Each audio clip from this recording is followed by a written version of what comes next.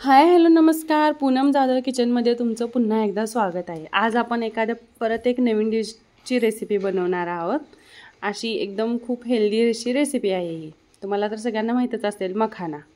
मखाना आपण कसाही म्हणजे बनवून खाऊ शकतो, पण जसं आता मी तुम्हाला ज्या पद्धतीने सांगणार आहे ना, ह्या पद्धतीने तुम्ही बनवलात ना तर ते खूप अशी एकदम टेस्टी असं म्हणजे सांगता येणार नाही, पण इतकी छान रेसिपी बनते ती एकदम टेस्टी. जशी आपल्याला पाहिजे तशी. जर थोडीशी सकाळची भूक म्हणजे एकदम सकाळी ब्रेकफास्टला खाऊ वाटलंच असेल किंवा 5 वाजता चटपटीत असं काय खाऊ वाटत असेल तर त्याच्यासाठी एकदम उत्तम रेसिपी आहे.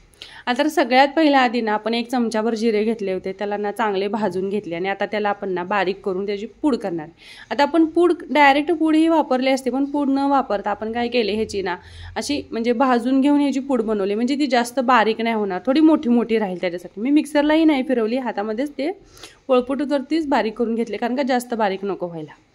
आता का नाही मी 1 चमचा तूप घातलं आहे कढईमध्ये आणि 1 चमचा तूप घालून जो मखाना असतो ना त्याला ना चांगलं एकदम बारीक गॅसवरती ना परतून घेत राहणार आहे. ही आपल्याला ना ही जे म्हणजे हे जे करायचं ना परतून घ्यायचं ते आपल्याला पूर्णपणे 3 ते 4 मिनिट असंच परतून घ्यायचं आहे. 4 मिनिटाच्या जागी तुम्ही 5 मिनिटं जरी झाले ना तरी ठीक आहे, पण आपल्याला एकदम असे कुरकुरीत व्हायला पाहिजेत, असे इतके छान ते परतून घ्यायचे. कंटिन्यू आपल्याला हलवत राहावं लागणार आहे, कारण का ते असे नाही का करपल्यासारखे व्हायला नकोत म्हणून. असं जसं मी आता परतते ना तसं आपल्याला कंटिन्यू हे परतून घ्यावे लागणार आहेत. मग हे आपल्याला कमीत कमी 3 ते 4 मिनिटं किंवा जर एखादा मिनिट एक्स्ट्रा झाला तरी पण चालेल. आता जर आपल्याला असं वाटत असेल की बाबा नाही का तूप थोडंसं कमी वाटतं वगैरे असं काय वाटत असेल तर तुम्ही 1-2 अजून एखादा चमचा ह्याच्यामध्ये तूप ॲड केलं तरी पण चालेल. आणि असं हे कंटिन्यू हे परतत राहायचं आहे आपल्याला मखाना हा. आता हा मखाना नाही का लहान मुलांना जर आपल्याला पाहिजे असेल, द्यायचा असेल असं म्हणजे जर वाटत असेल तर फक्त ह्याच्यामध्ये काय करायचं, जिथं आता आपण आधी तूप टाकून हे जे परतून घेत आहो ना हे असं परतून घ्यायचं 1-4 मिनिटं. आणि ह्याच्यामध्ये नुसतं तुम्ही हळद मीठ लावून पण लहान मुलांना देऊ शकता, ते पोरं इझिली खाऊ शकतात. पण जर आपल्याला चटपटीत असं काहीतरी वेगळं खायचं असेल मखाना तर त्याच्यासाठी जी लागणारी रेसिपी ती आता आपण पुढे बघणार आहोत. तर बघा हा मी असा मखाना कंटिन्यू परतून घेत आहे. आणि मी जे रेसिपी बनवते ना ते तुम्ही मला सांगत जावा की तुमच्या इकडेही कसं बनवतात ते. तर आता हा मखाना बघा पूर्ण ह्याचा थोडासा तुम्हाला कलर थोडा चेंज होत असं दिसत असेल.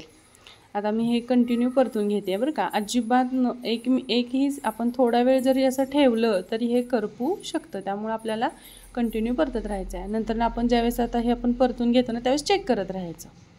आता हा झाला आहे, आपण काढून घेऊयात.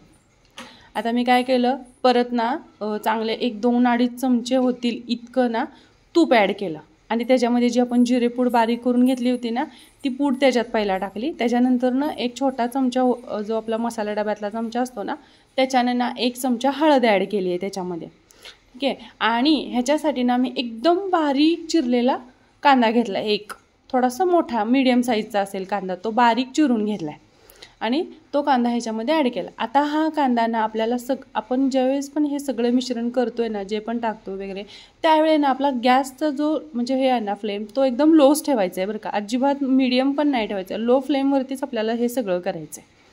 तर त्याच्यात आता मी कांदा टाकून ना कांदा पण असा मस्तपैकी परतून घेत राहायचा आहे, अजिबात करपला जाणार नाही असा. त्याच्यामध्ये ना मी हिरवी मिरचीसुद्धा बारीक करून टाकल्यात, 2 छोट्या एकदम बारीक तुकडे केलेत, जे जास्त दिसतही नाही आहेत इतके बारीक केलेत. हा असा आपल्याला कांदा नाही का थोडासा सोनेरी कलर येईपर्यंत आपल्याला परतून घ्यायचा आहे. आता ह्याच्यामध्ये ना आपण कश्मीरी मिरची पावडर ॲड केली आहे, जी 1.5 चमचा केली आहे. आणि 1 चमचा आपला म्हणजे टेस्टनुसार ना आपल्याला ह्याच्यामध्ये मीठ ॲड करून घ्यायचं आहे. आता हे बघा मी चांगलं हे सगळं परतून घेणार आणि परतल्यासारखं दिसलं की जो आपण मखाना परतून घेतलेला होता ना कुरकुरीत झालेला तो मखाना ह्याच्यामध्ये ॲड करून घ्यायचा.